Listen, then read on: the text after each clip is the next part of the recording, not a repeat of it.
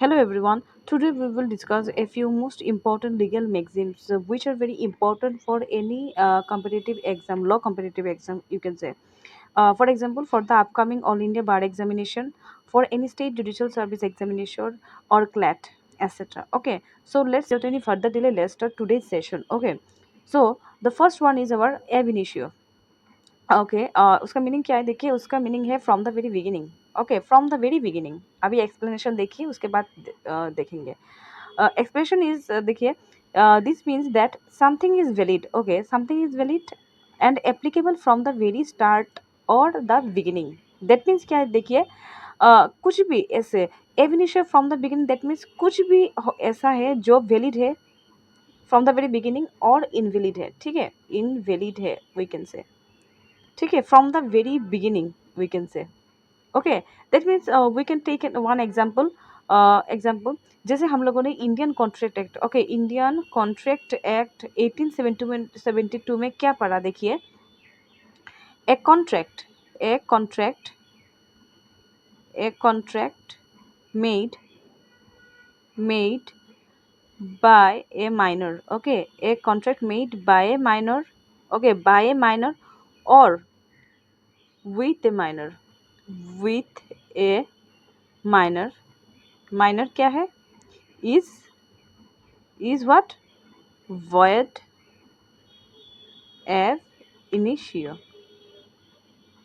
isn't it that means अगर कोई भी एक कॉन्ट्रैक्ट किया जाता है माइनर के साथ और माइनर माइनर के द्वारा ठीक है अगर कोई भी कॉन्ट्रैक्ट किया जाता है किसके द्वारा माइनर के द्वारा और माइनर के साथ अगर कोई कॉन्ट्रैक्ट किया जाता है तो पहले से ये क्या it will be considered as word of initial इसका वैल्यू क्या होगा ज़ीरो होगा उसका value it will have zero value ठीक है so that means it will be considered as void of initio so this is the concept behind this that means ab initio means from the very beginning okay from the very beginning okay so now moving to next देखिए next is our actionable part से okay actionable part से उसका meaning देखिए कि उसका meaning है the very act is punishable okay and no proof of damage is required okay the very act is कोई भी ऐसा काम किया जाता है कोई भी एक्ट ऐसा एक्ट हो जाता है जो पनिशेबल है ठीक है एंड जो एक्ट किया गया है उसके लिए अगर कोई डैमेज हुआ है या नहीं ठीक है ये प्रूफ करने का ज़रूरत ही नहीं है no need to proof damage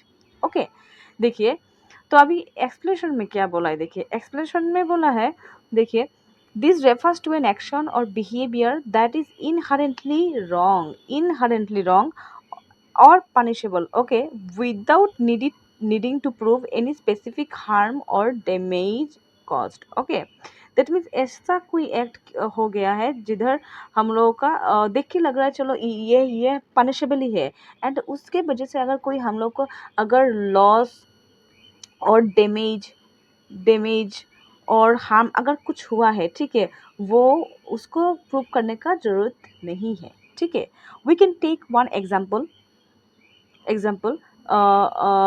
जैसे कि इन टॉट ओके इन टॉट हम लोगों ने क्या पढ़ा थे देखिए टॉट में हम लोगों ने पढ़ा है जो defamation defamation okay defamation and trespass okay trespass trespass both are actionable per se isn't it that means देखिए डिफेमेशन एंड ट्रेसपास जो हम लोगों ने टॉट में पढ़ा है दैट मीन्स बोला है डिफेमेशन एंड ट्रेसपास अगर कोई भी पर्सन और एक दूसरे पर्सन को डिफेम करता है और कोई भी एक दूसरे के प्रॉपर्टी में ट्रेसपास हो जाता है ठीक है तो उसको प्रूव करने के लिए हमको क्या no need to proof no need to proof any damage ठीक है तो अगर ये डिफेमेशन होता है और ट्रेसपास होता है ठीक है तो इस दोनों के लिए हम लोगों का कोई जो हम लोग का कोई लॉस इंजरी कोई डैमेज हुआ है वो सब प्रूव करने का ज़रूरत ही नहीं है ठीक है so this is the concept behind this legal maxim okay and this is very important maxim actionable per se सो अभी हम लोगों ने उसका कॉन्सेप्ट भी पढ़ लिया इसका भी हो गया इसका भी हो गया okay okay now moving to next देखिए नेक्स्ट इज अवर sorry एक्शियो पर्सनलिज मॉनिटर कम पर्सोना, उसका मीनिंग क्या देखिए, a personal right of action, okay, dies with the person. उसका मतलब क्या है देखिए, एक्शियो पर्सोनेलिस मॉनिटर काम पर्सोना। दैट मीन्स अगर एक पर्सन अगर एक पर्सन है, जो एक पर्सन होता है, ह्यूमन बीइंग होता है, उनका एक पर्सनल खुद का राइट है, ठीक है, राइट ऑफ एक्शन, ठीक है। अगर वो person, if that person dies, then at that very moment the right of action also dies with that person. समझ में आया? दैट मीन्स एक्शियो पर्सनलिज मॉनिटर कम पर्सना, अगर कोई भी एक पर्सन का डेथ हो जाता है, देन उसके साथ उनका भी जितना भी राइट होता है, उनका खुद का राइट, वो भी क्या होता है, वो भी dies with that person. Okay, explanation, read explanation for better understanding. देखिए क्या बोला है, एक्सप्लेनेशन अभी देखेंगे। When a person passes away, any personal legal right, okay, any personal legal right they had also ceases to exist। that means अगर कोई person का देहांत हो जाता है, any personal legal right, okay, अगर that person का अगर कोई भी legal right है, that then at that very moment that right also ceases to exist।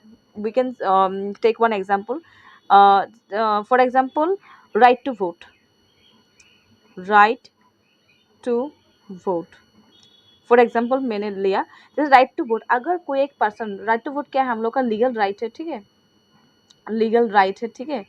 तो अगर सपोज एक पर्सन है, अगर ए का देहांत हो जाता है, if that person A passes away, then at that time his right to vote also ceases to exist। so isn't it? So this is the concept behind this, that actio personalis monitor cum persona। okay, so now moving to next। okay, देखिए अभी देखिए क्या है, एक्टोरी इनकम्बिट ऑनस प्रोपेंडी, प्रोपेंडी, ओके, उसका मीनिंग क्या है देखिए, the burden of proof is on the plaintiff, the burden of proof is on the plaintiff. फिर से पढ़ेंगे, देखिए क्या बोला है, पढ़ेंगे, एक्टोरी इनकम्बिट ऑनस प्रोपेंडी, that means the burden of proof is on the plaintiff. उसका एक्सप्लेनेशन पढ़ेंगे, अभी देखेंगे एक्सप्लेनेशन में क्या लिखा है। देखिए, in legal case, okay, the responsibility to provide evidence and prove their case lies with the person who initiates the lawsuit, that is the plaintiff। that means अगर सपोज कोई भी एक केस किया जाता है, ठीक है, तो केस अगर फर्स्ट कोई इंस्टीट्यूट करेगा, देन जो इस केस का एविडेंस, उसका बर्डन ऑफ प्रूफ कौन प्रूफ करेगा, जो फर्स्ट पर्सन जो केस इंस्टीट्यूट करेगा, वही पर्सन के ऊपर ये लागू रहेगा कि the burden of proof, that means the burden of proof is on the plaintiff. Plaintiff कौन है, who files the case. That means for understanding, so I am explaining these two terms, one is our plaintiff, okay, plaintiff, and one is our defendant, okay. There are two parties in a lawsuit, okay, in a lawsuit. So plaintiff is the person who files the suit, okay, in civil matter, okay, in civil, in क्या, in civil matter, okay, civil matter, isn't it? And defendant is the person, sorry, defendant is the person against whom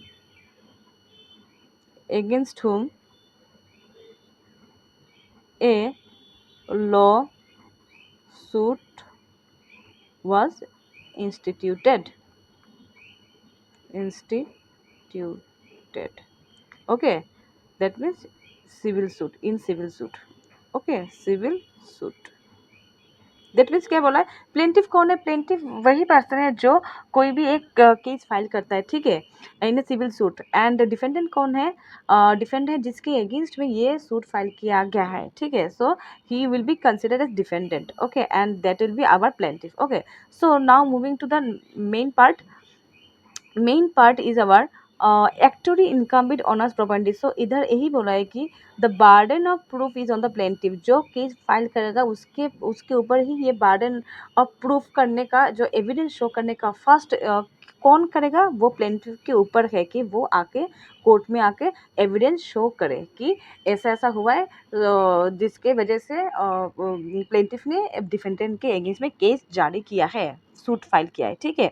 so this is the explanation, this is very easy and this is very important, एक्टोरी इनकम विद ऑनर्स प्रोबेंडी, okay? इसका provision हम लोग को Indian evidence act में भी मिलता है, बर्डन ऑफ प्रूफ में, isn't it? Burden of proof में हम लोग को मिलता है, ठीक है? तो अभी देखिए नेक्स्ट, देखिए नेक्स्ट देखिए, एक्टस रियस नॉन फेसिट रियम निसी मेंसिट रिया, very very very important maxim, okay, very very important maxim. देखिए इसका मतलब क्या है? इसका मतलब है conviction of a crime requires what? Proof of a criminal act and intent, माने एक्टस रियस नॉन फेसिट रियम निसी मेंसिट रिया, दैट मीन्स कन्विक्शन, अगर कोई भी एक क्रिमिनल जस्टिस सिस्टम में कन्विक्शन होता है, ठीक है? कन्विक्शन के लिए हम लोग को क्या रिक्वायरमेंट है?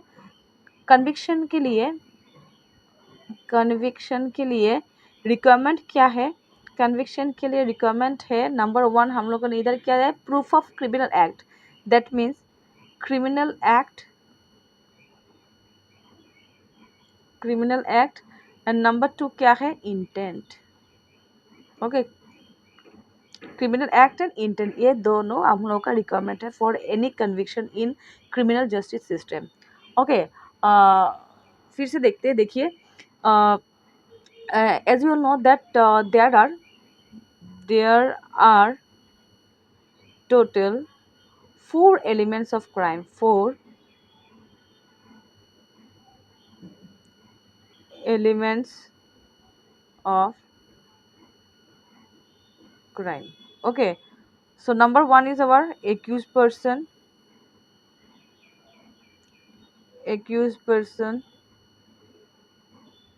Number 2 is our actus reus.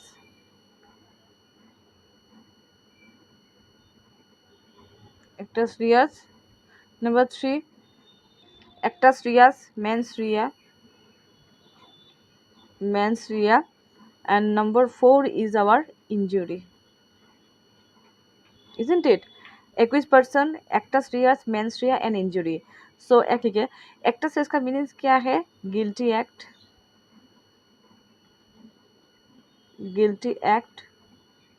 And mens rea का मीनिंग क्या है? guilty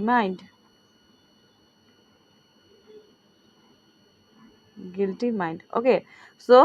so this is the, ये हम लोग को पता भी होना चाहिए, there are 4 total elements of crime. क्या क्या है? फर्स्ट है हम लोग का accuse person, then actus reus, mens rea and injury, okay। So now moving to the main topic में दिया है, देखिए, actus reus non facit reum nisi mensit rea, that means conviction of a crime requires proof of criminal intent and criminal act, okay। So ये दोनों requirement है। Explanation पढ़ेंगे, explanation में दिया है, देखिए, to be found guilty of a crime, okay. Crime के लिए अगर कोई गिल्टी होता है, it is necessary to prove both that wrongful act was committed, that is actus reus, and that there was criminal intention or guilty mind, that is mens rea। that means इधर बोला है actus reus and mens rea, actus actus reus and mens rea both are important, okay।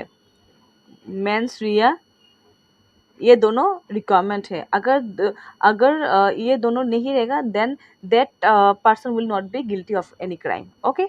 So this is the explanation of एक्टस रियस नॉन फेसिट रिया, okay. Now moving to next, देखिए, next देखिए, एडहॉक, ओके। एडहॉक, उसका मीनिंग क्या है? देखिए, फॉर द पार्टिकुलर एंड और case at end, for the particular end और केस एट हैंड। एक्सप्लेनेशन देखिए, read explanation better understanding. Explanation उसका देखिए, में क्या देखिए दिया है? समथिंग डन और created specifically for a particular purpose और situation, that means ad hoc means for any particular purpose, okay. For example we can say that ad hoc committee का फॉर्मेशन होता है, कभी कभार एडहॉक कमिटी बिठाया जाता है, एडहॉक कमिटी बिठाया जाता है फॉर एनी पार्टिकुलर पर्पस, और और we can say add commission का भी एस्टेब्लिश किया जाता है, ठीक है ना। क्यों ये सब किया जाता है? For any particular purpose, for any particular case, for any particular discussion. तो ये सब का for any particular motive, for particular purpose के लिए ये सब किया जाता है, ठीक है। जब ये पर्पस फुलफिल हो जाता है देन उसके बाद ये कमिटी और कमीशन का दी एंड हो जाता है, ठीक है। सो पार्टिकुलर पर्पस के लिए अगर कुछ होता है देन उसको हम लोग इन लीगल टर्म बोलेंगे ad hoc, for any particular end और for any case at hand, okay, for any particular purpose के लिए। And then after the fulfillment of the object, after the fulfillment of the purpose object, we can say that ad hoc committee और ad hoc commission क्या हो जाता है उन लोगों का दी एंड हो जाता है, उन लोगों को फिर से हटा दिया जाता है। और एलईबी, एलईबी, एलईबी उसका मीनिंग क्या है? देखिए, एट अनदर प्लेस और elsewhere, this is very important. The provision regarding alibi has been mentioned under section 6 of Indian Evidence Act 1872, isn't it? Plea of LEB, इधर क्या दिया था हम लोगों ने? मिला था plea of LEB।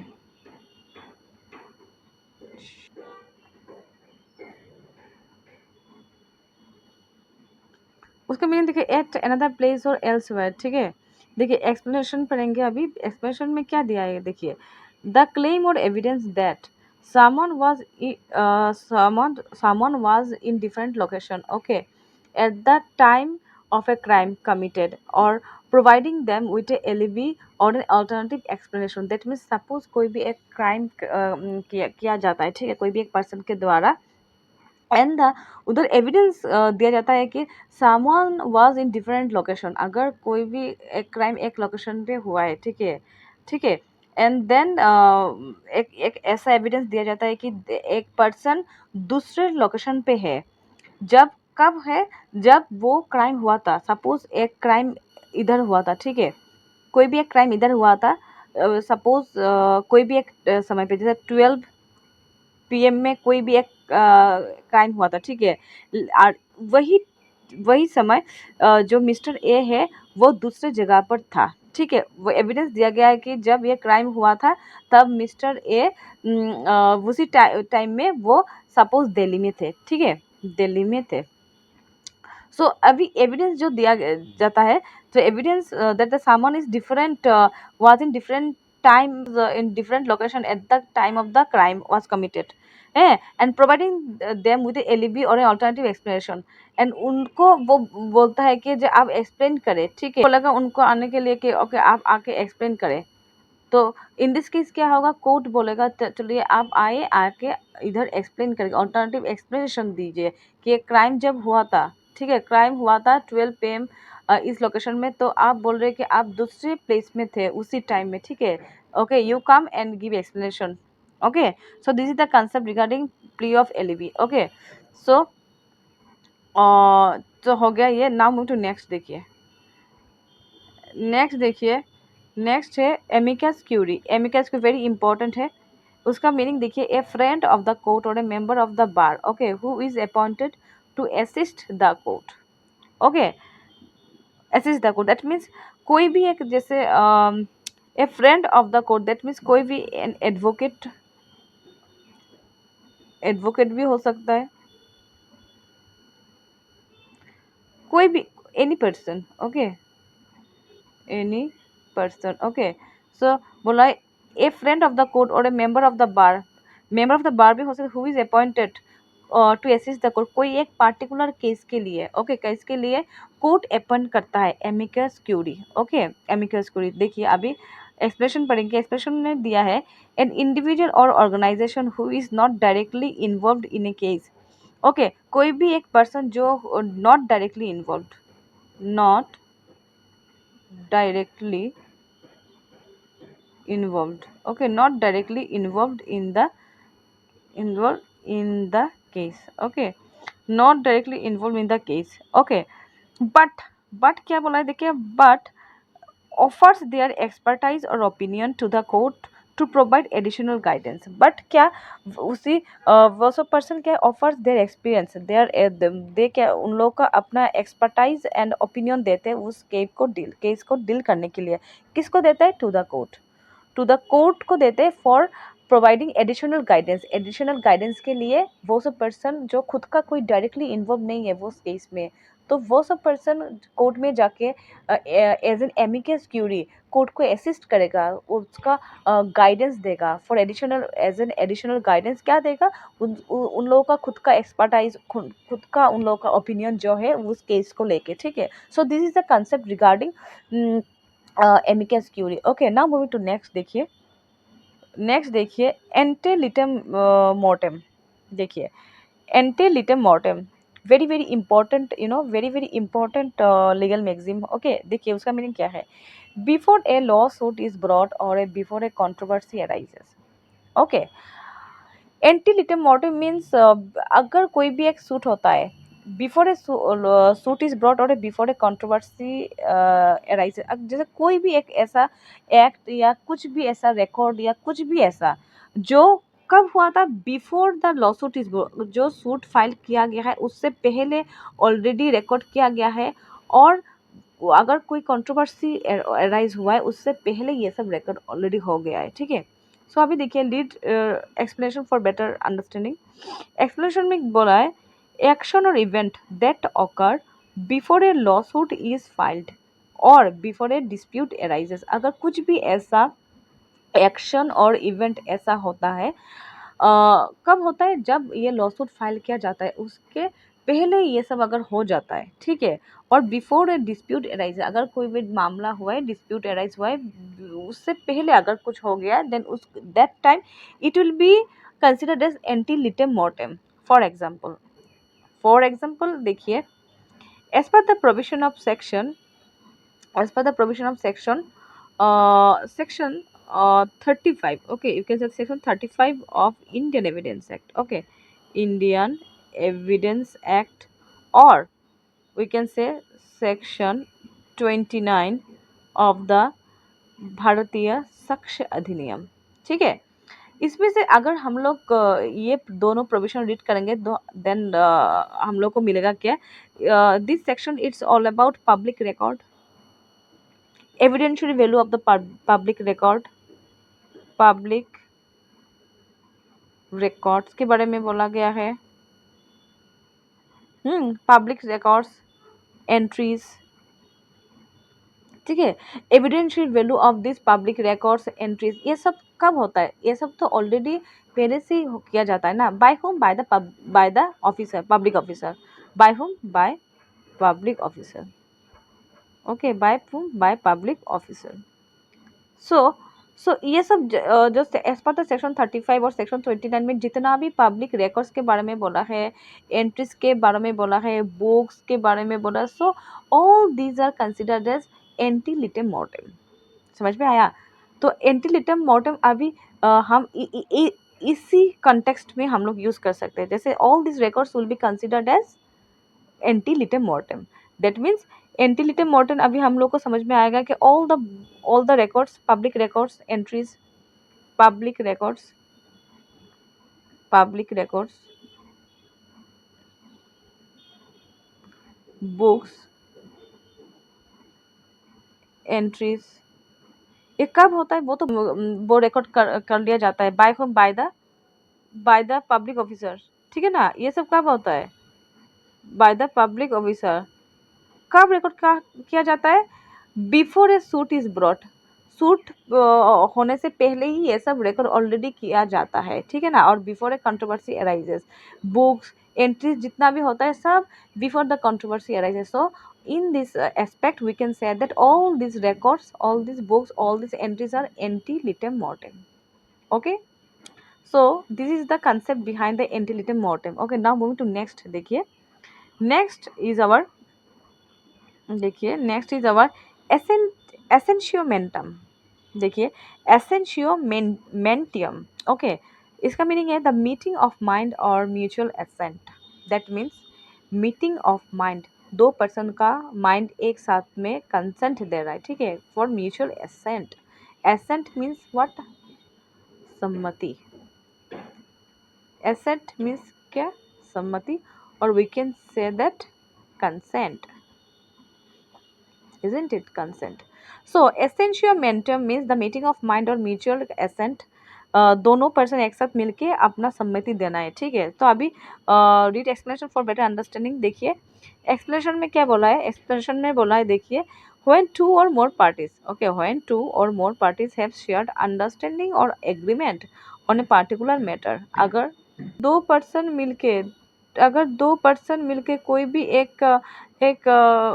दो पर्सन या पार्टीज मिलके, ठीक है, पार्टीज मिलके कोई भी एक एग्रीमेंट बनाता है, ओके, देन एंड उधर म्यूचुअल मीटिंग ऑफ माइंड, दोनों का मीटिंग ऑफ माइंड होता है, मीटिंग ऑफ माइंड होता है, ठीक है, माइंड होता है, then at that time it will be considered as essential mentium, ठीक है, एसेंशियल मेंटियम, दैट मीन ये जो एसेंशियल मेंटियम ये हमें कहाँ पर मिलता है,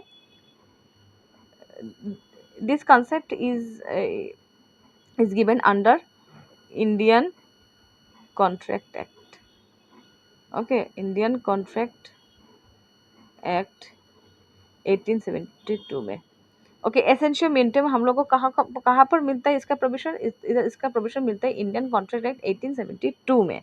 सो so this is the concept behind this legal maxim, essential minimum means the meeting of mind, the meeting of mind or mutual assent, that means जब कोई दो पर्सन और दो पार्टीज मिलके कोई भी एग्रीमेंट बनाता है एंड अंडरस्टैंडिंग होता है दोनों पर्सन का, then at that time we can say that there is an essential minimum between the two parties, and this concept is available under the Indian Contract Act 1872, okay. So this is for all today. If you like this lecture, please like this video and subscribe this channel, okay. See you in the next video. Thank you very much.